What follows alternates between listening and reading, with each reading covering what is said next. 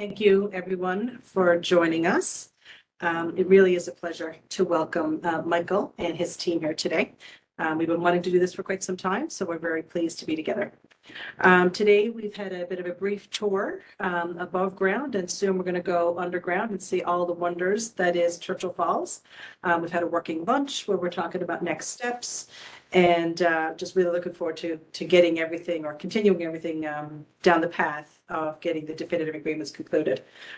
We certainly haven't stopped since we signed the MOU in getting ourselves organized and arranged and making as much time, making use of the time that we've had since.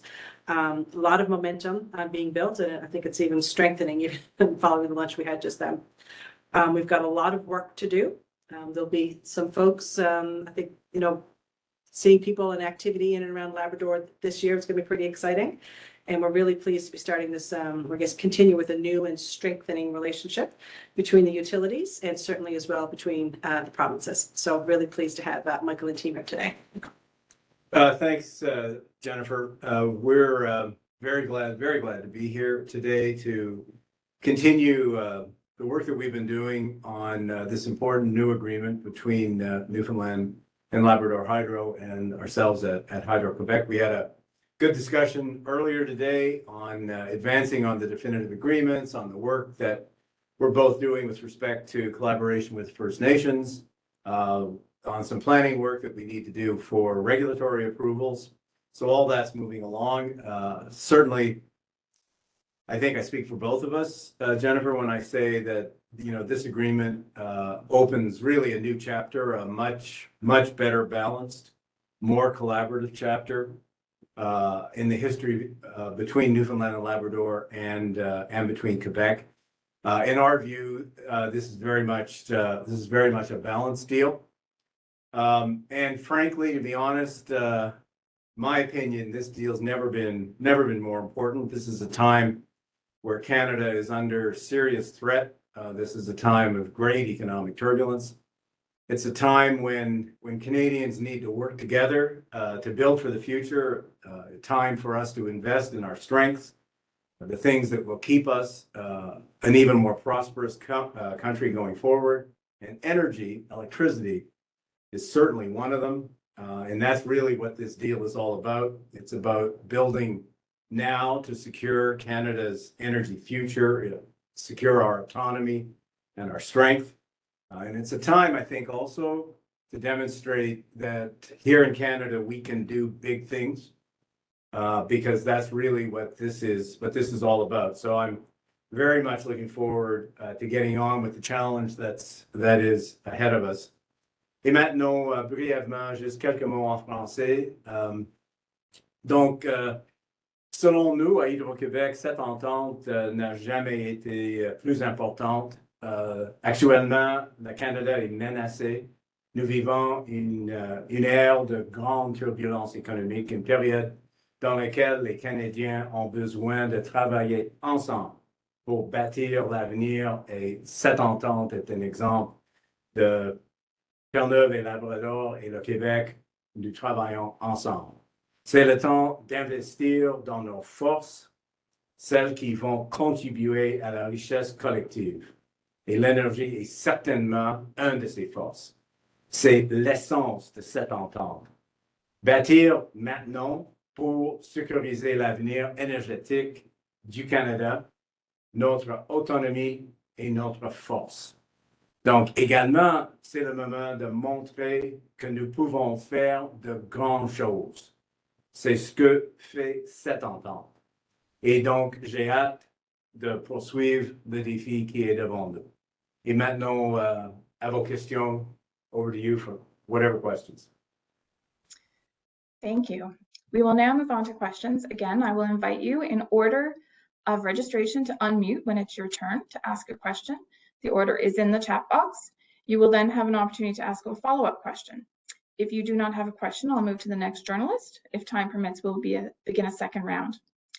Nous allons maintenant passer à la période de questions. Encore une fois, je vous inviterai selon l'ordre de l'inscription, à activer son micro lorsque ce sera votre tour de poser une question. L'ordre est indiqué dans la boîte de dialogue. Vous aurez ensuite l'occasion de poser une question complémentaire. Si vous n'avez pas de questions, je passerai au journaliste suivant. Si le temps le permet, nous entamerons un deuxième reporter. Tanya Organ with Bay FM News. Okay, can you hear me? Yes. Hi there, thank you.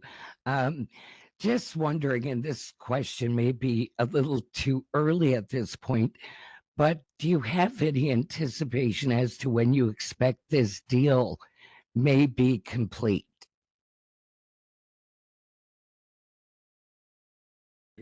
Sure. Yeah, I mean, both organizations as well as our provinces have committed to having the definitive agreements concluded by April of 2026.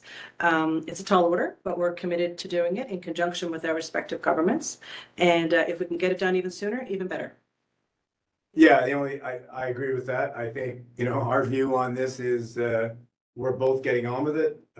We've established teams working on all this, and we're gonna go full speed ahead, and we're gonna get it done as quickly as we practically can get it done. But we're very focused with teams not just ready to go, but who are currently working. So we're gonna go as fast as we can.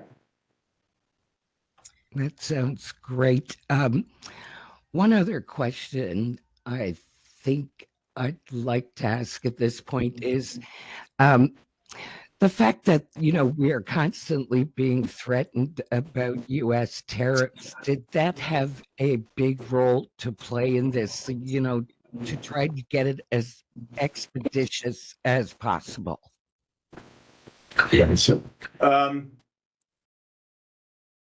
Look, I think both Premier Legault and Premier Fury had the vision to see a different kind of relationship that could exist between Quebec on the one hand and Newfoundland and Labrador on the other, and that created an openness for us between the two utilities to get to work to get this deal done.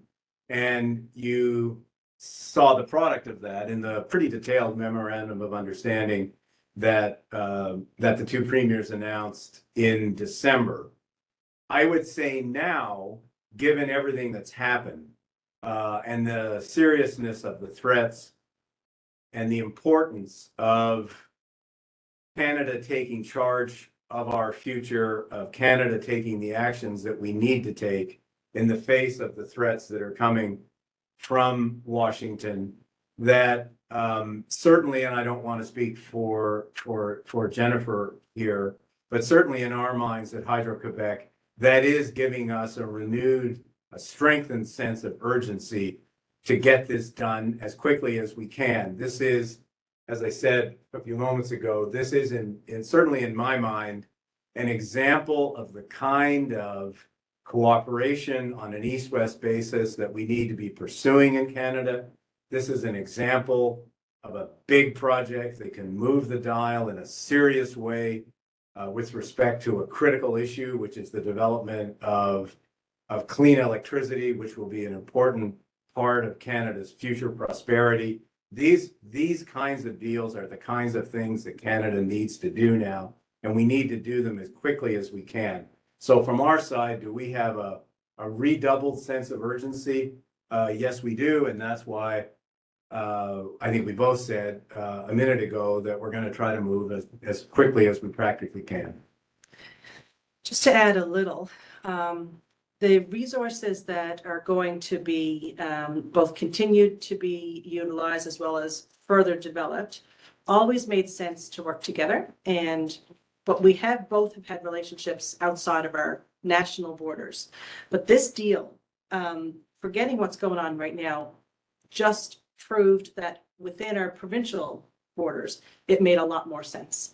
And this has, as Mike said, has doubled down. I mean, this has just proven it even further. It made sense for us to work with our closest neighbors, each other, to get this done. And then this moment is making it make even more sense.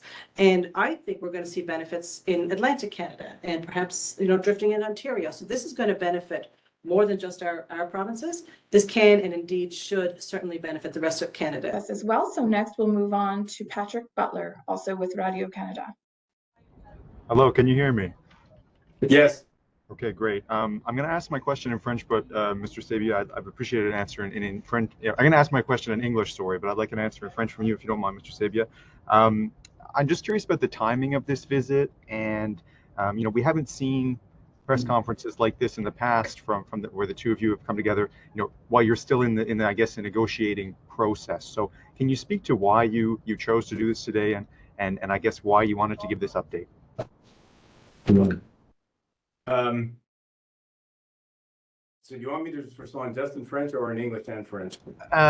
Whatever you like. I definitely want you to speak in French if that's okay.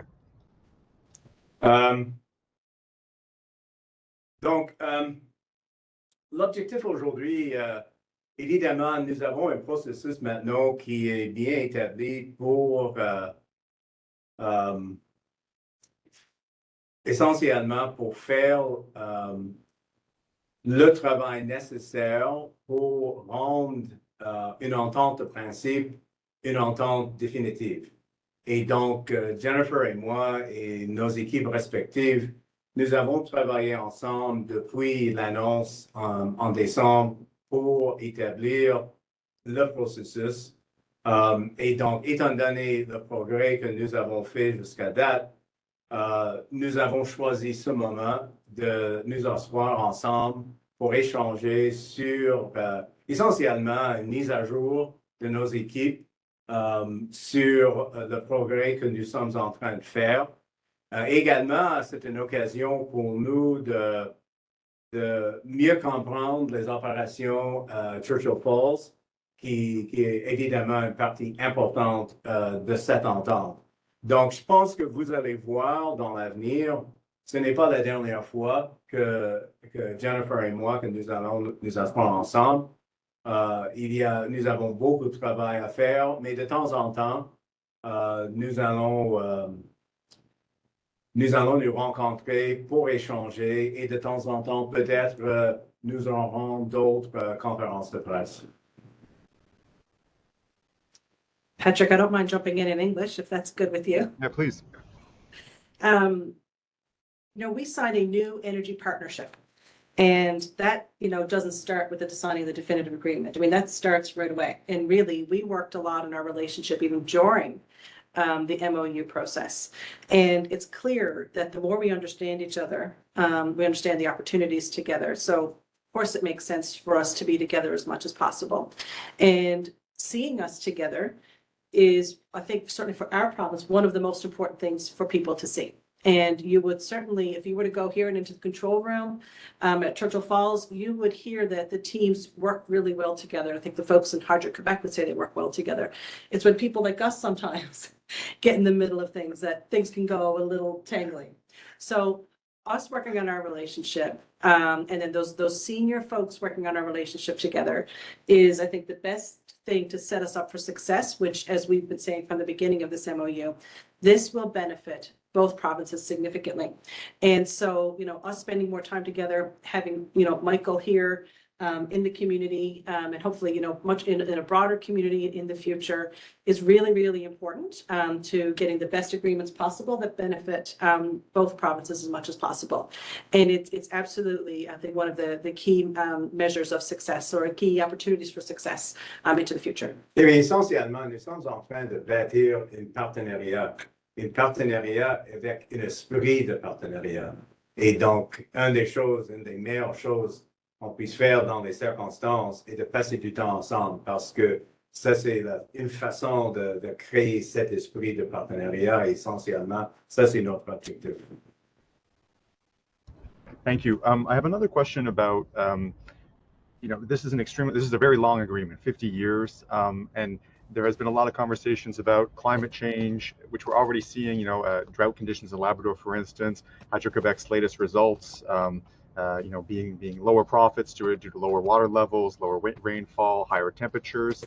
I'm curious about the risks that you may or may not have studied in terms of the production that's promised as of right now. When we look at these new plants, what's being done to, I guess, model the potential impacts on production, and to mitigate those risks so that, what's being promised right now is going to be able to be delivered on. And again, Monsieur Sabia, si vous pouvez me répondre en français, ce serait super. Merci beaucoup. Wait, start with me. Sure. So Patrick, I will start in English, and then Michael will certainly jump in. Yes, we've had several years of low water. It's important to recognize that some of what we're seeing is normal. Obviously, you behave in a very prudent way when you do have low water. These several years of low water, certainly at Churchill, and Michael can speak to the Hydro-Québec system, was preceded by, I believe it's 6 or 7 years above normal hydrology. So some of this stuff is indeed cyclical, and obviously, as it relates to over time, what is climate change going to do? I think, both Hydro-Québec as well as our team here at Churchill are the best to assess and monitor hydrology assets. And neither party would proceed if we thought that there was such a significant risk from a climate change perspective that we should not proceed. So I think we're in great shape. We've got the right teams to be able to do the analysis and the history to understand how to work with these assets. But certainly Michael can jump in as well on Hydro-Québec's perspective. Oui, donc comme disait Jennifer, le problème d'hydricité, c'est essentiellement un phénomène cyclique. Donc oui, actuellement, nous vivons une période de une précipitation assez limitée. Mais ceci dit, nous avons fait plusieurs études, mais également les experts indépendants à l'échelle mondiale. Ces experts ont fait les études également, et donc un des résultats des changements climatiques, c'est les experts qui sont indépendants du Hydro-Québec prévoient une augmentation de la précipitation dans le nord du Québec et également à Labrador. Donc, nous ne sommes pas très préoccupés à moyen et à plus long terme. Oui, à court terme, il faut gérer nos réservoirs de façon prudente, et vous avez vu dans nos résultats une détermination de notre part de faire exactement ça, de gérer nos réservoirs avec d'une façon prudente. Mais également, de notre perspective à Hydro-Québec, nous allons continuer d'investir dans le développement de nos installations hydroélectriques, mais également, nous avons annoncé maintenant, il y a plus qu'un an, une diversification de nos sources d'énergie avec les parcs éoliens, et de plus en plus maintenant, nous nous intéressons à élargir le rôle du solaire. Donc, vous allez voir dans l'avenir, oui, des piliers importants hydroélectriques, mais également d'autres piliers comme les parcs éoliens et le solaire. Thank you. We now move to, nous passons maintenant, Terry Roberts, CBC Newfoundland and Labrador. Yes, good afternoon. Do you read me? Yes. Okay, good. Welcome to Churchill Falls, Mr. Sabia. Thank you. So we've had a half century of imbalance. We've had a half century of hard feelings, of billions of dollars flowing one way, pennies flowing the other way. We've had some critics saying this new deal is basically the same as the 1969 deal. So I want to give you a chance here now to talk to Newfoundlanders and Labradorians who want to understand from you that Quebec is being fair-minded here and that this is a fair deal. Just put it into your words why you believe this is a fair deal for Newfoundland and Labrador. Well, as I've said at the outset, and we've said consistently, that we believe that this is a balanced deal. And it's a balanced deal that is, the result of two premiers, Premier Ferry and Premier Legault, who are both tough negotiators, and as you would expect, as a result of two tough negotiators, and I guess ourselves, that what would come out of that would be a balanced deal, and that's what has come out. I am not going to, because I don't think it's appropriate for me in my role as the Chief Executive of Hydro-Québec to to speak to the people of Newfoundland and Labrador about the benefits that this deal has for them. I think that's more for the people of Newfoundland and Labrador, and their leadership and Jennifer. I will simply say this. Those who make a comparison between this agreement and the original agreement of 1969, I think there are two very, very important things that separate this agreement from its predecessor, because this is a very different agreement. One, in that initial agreement, Newfoundland found itself in a circumstance where prices were essentially fixed. That is not the case with this agreement. Prices will increase and they'll be related to market prices.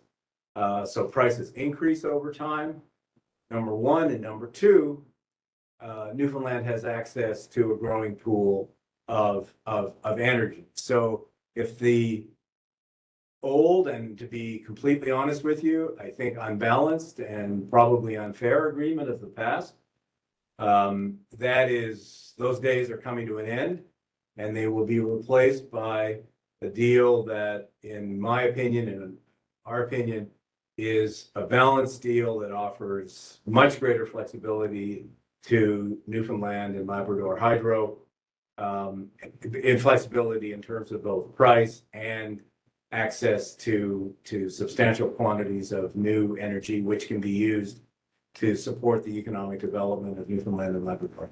So I'm just going to add a little as well. I fully agree. It is not a fixed price, and that concept is inaccurate. And we've been talking about that here. It's really great to hear Michael also speak about that. This is 17 years early, 17 years earlier than Hydro-Québec would otherwise have had to enter into some kind of potential new relationship in the future. And that is significant. That does certainly help with the imbalance. The other aspect is the equity in the new projects. Quebec obviously needs additional power, and there's really great projects in Labrador that can be jointly developed to the benefit of both of our provinces. And having our equity paid for and having it being a majority owner, that is significant as well. Access to power, as Michael mentioned, new shareholders agreement, and all of the economic development that Michael mentioned, that is yet to be quantified. I mean, all of the spin-off and all the economic development that can come along with that. This new energy partnership is significant and balanced for both provinces. And my follow-up, again, from Mr. Sabia, what have you learned today? What are you taking away from this experience so far? You haven't gone underground yet, I don't think, but what's your initial reaction to what you're seeing?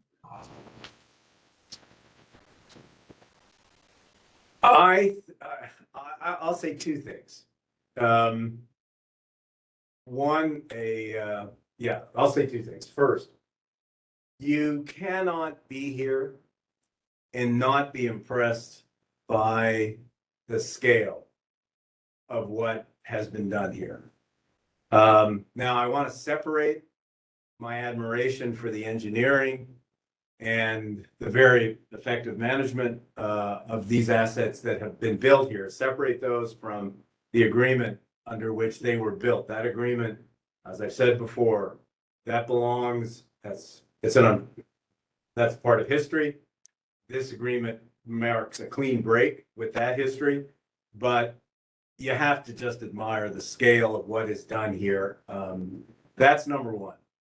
And then number two, I would say what has impressed me, and it continues to impress me, and it's impressed me really from the very early days when we first sat down, was the openness on the part of the leadership of Newfoundland and Labrador Hydro and the representatives of Premier Curie to bring a new set of ideas and a new openness, which I believe we reflect as well on the Quebec side. And I certainly saw during our discussions today a continuation. And indeed, I think I'd say now really, I mean, when we were negotiating the MOU, well, it was a negotiation.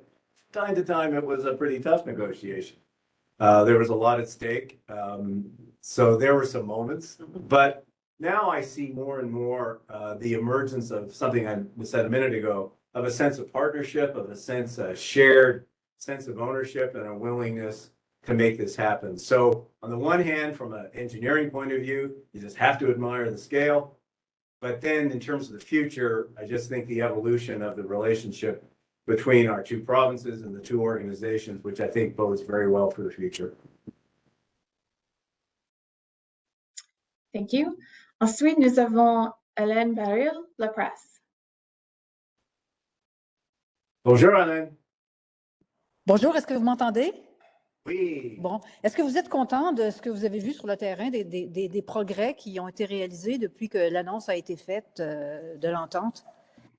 Oui, je pense que nous sommes en train de faire des progrès significatifs. Donc, les conversations continuent. Nous avons beaucoup de travail à faire pour arriver aux ententes nécessaires, les ententes définitives. Nous avons du travail à faire avec les Premières Nations et évidemment, nous avons du travail à faire sur le plan de réglementation et nos interactions avec les deux paliers du gouvernement. Mais Alain, honnêtement, je suis impressionné par l'esprit d'ouverture de l'ensemble de nos équipes. L'équipe d'Hydro-Québec, mais également l'équipe de Newfoundland et Labrador Hydro. Donc, il y a un esprit de partenariat, de coopération, de collaboration, une grande ouverture. Et donc, non, les choses avancent bien, très bien. Est-ce que vous pouvez mettre une date sur le moment où l'entente finale peut être conclue? Oui, Hélène, je pense que la meilleure façon de répondre à votre question est de dire nous allons aller aussi rapidement que possible. Nous avons, comme je disais, nous avons beaucoup de travail à faire, mais étant donné les circonstances dans le monde, les menaces contre le Canada, l'importance pour nous de continuer de suivre des grands projets, de faire des investissements nécessaires dans notre avenir pour sécuriser cet avenir, pour continuer d'investir dans notre richesse collective face aux menaces qui viennent des États-Unis.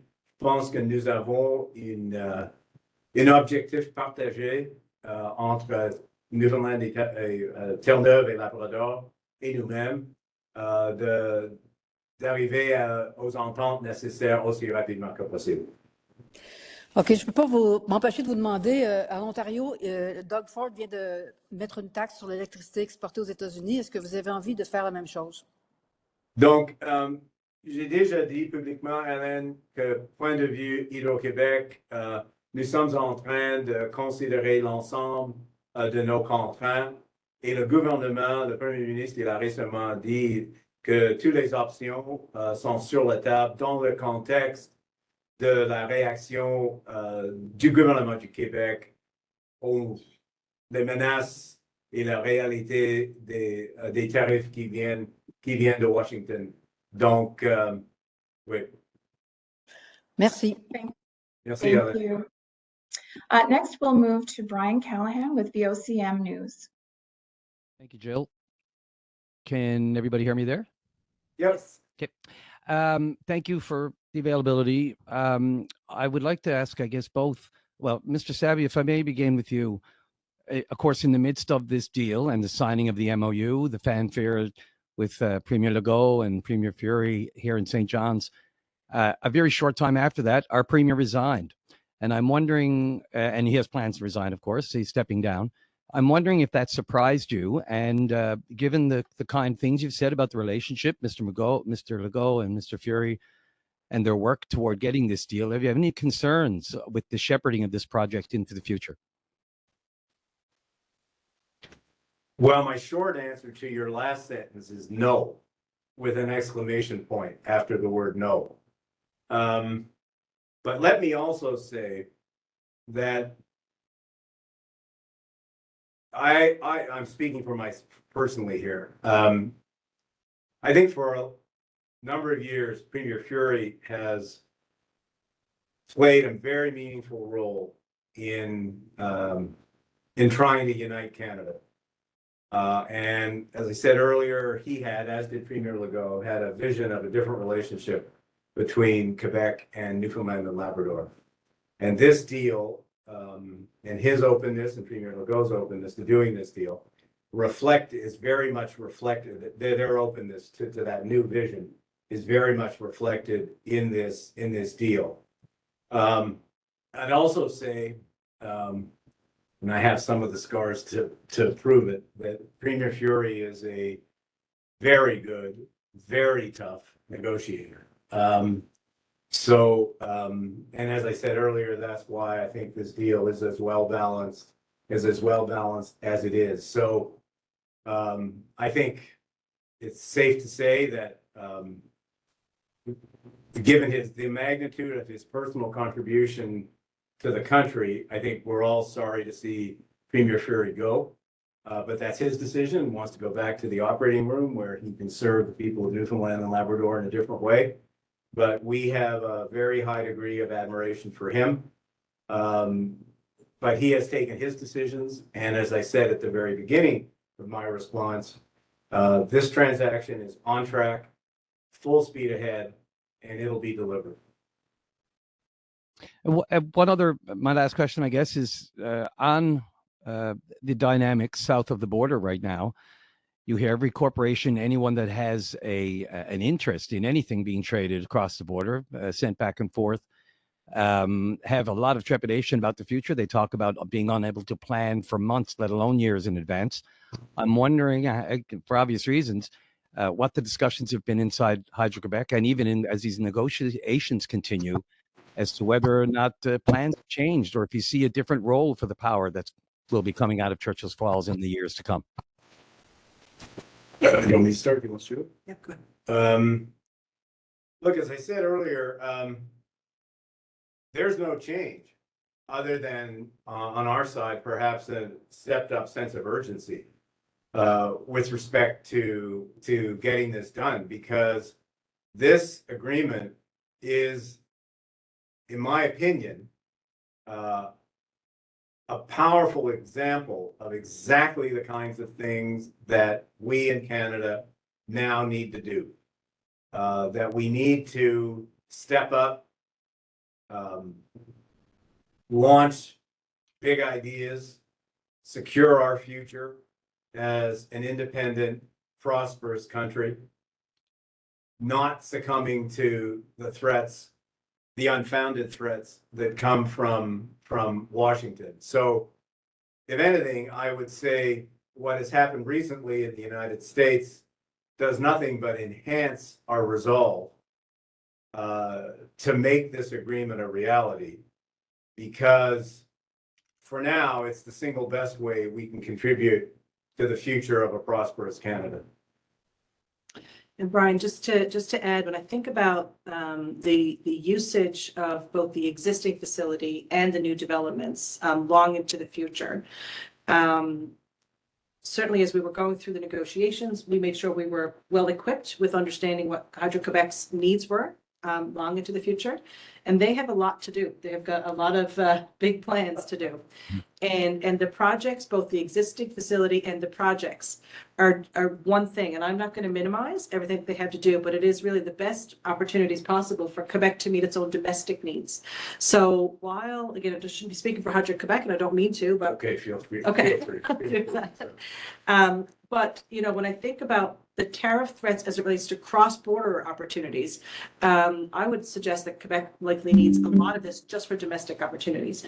And so we also need it for our own domestic opportunities. Obviously, the health of an economy and the international economy can certainly impact even those domestic opportunities as well.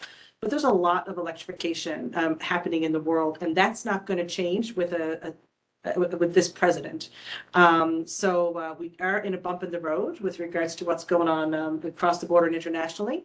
It's hopefully a very short-term bump that we're seeing. And we both have, I think, a very long-term view, as utilities have to have, for how things are going to play out into the future. So we're not looking at this just with a short-term view. This is a multi-decade view that we would be taking with regards to this new partnership. I mean, the long-term trends for electrification in the world, they are obvious. Right. And as you say, you know, there may be a temporary slowdown, but you know, on this stuff, the only thing I'm going to say on this stuff is, yes, there's very important in these circumstances to separate the noise from the signal. There's lots of brouhaha and turbulence and noise that's coming out of the current political leadership in the United States. But, you know, look at, you know, follow the money. Look at where big companies are investing. Look at where international investors are investing their dollars. Look at market outlooks with respect to the use of petroleum in the future and the profitability of it. Follow those things that are the real drivers of how economies evolve. And I think when you look at that, you're going to see that these long-term trends, that's what matters. They'll bear out. Does that This include is- the comment, drill, baby, drill? Pardon me? I'll leave you with the president. No, the drill, baby, drill, I think would be a nice logo for a definition of the word noise.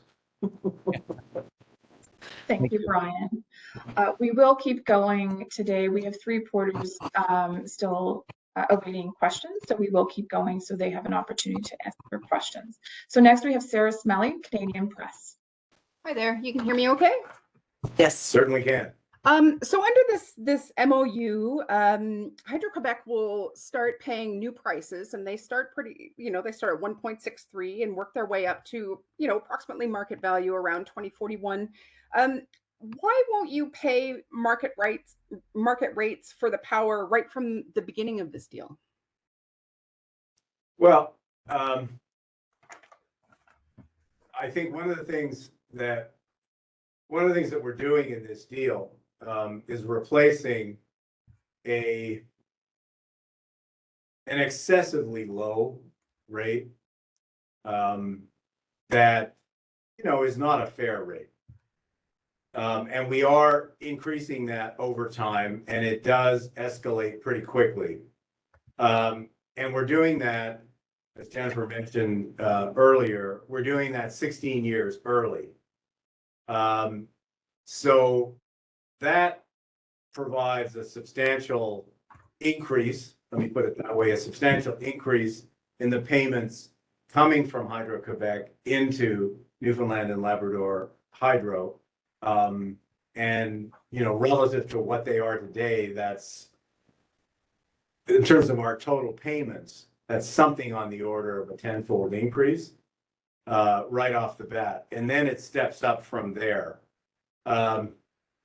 So that allows us also to manage a transition in our own rates, but in the context of a pretty rapidly escalating set of payments from Hydro-Québec to Newfoundland and Labrador Hydro. So we think that that's, again, comes back to what I said earlier. We think that's part of a balanced deal, that there are very, very substantial increases in our payments, very substantial increase in our payments, and they step up over time, which gives us an opportunity to adjust to that very substantial increase. So if I could just add, this is very much a package deal between us that, taken together, as Michael says, is balanced and is fair to both, and it delivers incredible economic value today, not in 17 years' time. And that is really, really important to us, as we wanted to see economic value today, but it has to make sense for both parties. And so we fundamentally believe that the whole package deal taken together meets a lot of both of our needs, both with regards to price, immediate economic value, access to power to the future. It has to be recognized that all of the aspects of this taken together make sense for both of us when taken together. Thank you. And I wanted to ask, how confident are you that Hydro-Québec will proceed with Gull Island, Mr. Sabia? Is there a percentage higher than 100%? Because if there is, that's where I would be. But for now, I'll say confident, 100%. Put it differently, as we sort through all this and get to the definitive agreements, Gull Island will happen. Certainly from Hydro-Quebec's point of view. We know we've got to work with First Nations. We know we've got regulatory work to be done. I mean, we're obviously mindful of all of that. But if you're asking me in terms of our focus and our determination to move this forward, it is 100%. Thank you. Thank you, Sarah. Next, we have Becky Daly with NTV News. If you can't read my writing. Yeah, okay. So this is another mega project. Are you worried about increased costs due to the tariff? No, not so much, not very much, because mega projects always require very careful and prudent management.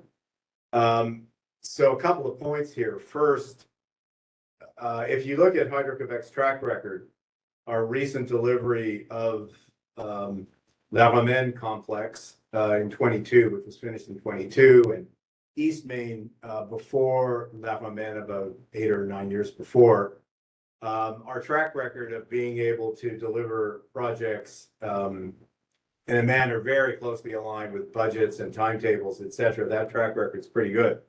So we're confident in our ability to deliver that as the sort of project coordinator for some of the new developments involved in this agreement. Second point,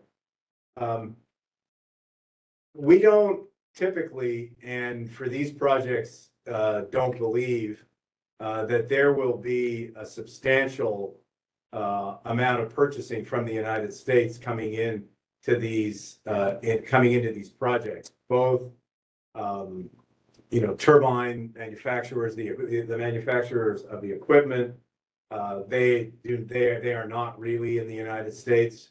And a large part of that equipment, transformers, turbines, et cetera, they typically come elsewhere in the world, and we'll be purchasing them there, so they're not really subject to U.S. tariffs. And the rest is obviously a lot of construction work, which we'll be sourcing locally. So both in terms of our ability to deliver projects of this kind, which we've proven over time, and second, because we don't tend to source much of this out of the United States, we don't anticipate much impact from tariffs. And to follow on that question, also for you, just curious, when you go on your tours, there's something that you're looking into specifically? No, just wanting to learn. What are you hoping to learn? How Newfoundland and Labrador Hydro manages this enormous facility as well as they do. I'm wanting to learn that. Fair enough. That's good for me. Thank you, Becky. And Philemon, finally, our last reporter of the day is Nicholas Mercer with the Telegram. Good afternoon. I guess this is a question for Jennifer. I just want to, I know there's a lot of talk, I guess locally or provincially, however you want to put it, about, I guess, power increases. And I'm curious if you anticipate this deal have any effect on that one way or the other when everything comes online. Thank you. No, where this is a primarily, certainly not for the island, this is a primarily Labrador and Quebec project. So for island ratepayers, we're not anticipating any implications at all. As it relates to Labrador, because Newfoundland Labrador Hydro, the silver lining or the silver lining that had been associated with the old contract was Newfoundland Labrador Hydro was also purchasing the power at a very low rate and passing that on to Labrador residents, both industrial as well as residential and small commercial. So what government has already committed is that as this new power purchase agreement from the existing plant gets put in place And then as the new developments come online, and if we choose to take some of the power associated with that, government has basically indicated that for the effects of this MOU, they will ensure that the rates would not be impacted for the residential customers and small commercial in Labrador. We have to have a conversation with our industrial customers, obviously, and that will happen in the coming year or so. But I'm anticipating therefore then, certainly no impact for residential, and then we'll talk with our industrial customers what this will mean for them. Okay, thank you. I guess just to wrap things up for either of you or both of you, however you want to play it, just what is sort of the next step in all this now after today? Yeah, so we both have set up significant teams within our organizations. I mean, the MOU had teams working on this. And so that certainly for us, and I believe for Michael's team as well, has expanded fairly significantly. And so our teams are now already working together, already having conversations, examining what is the work we need to do together this year. Also certainly with our governments, our government is getting itself set up to ensure, as smooth processes as possible. So I think, you'll see more of us together. We're going to be out making sure we are understanding and smoothing over anywhere our teams are bumping up against each other. A lot of effort and work and focus, a priority on this file to get this done in the timeframes that we've been asked to get it done. I guess the only thing I'd add, Jennifer, to that, I agree with that completely. The only thing I'd add is that we both, but certainly we at Hydro-Québec have work to do with First Nations, both here in Labrador, but also within Quebec as well. So that's a very high priority for us going forward. Very high priority.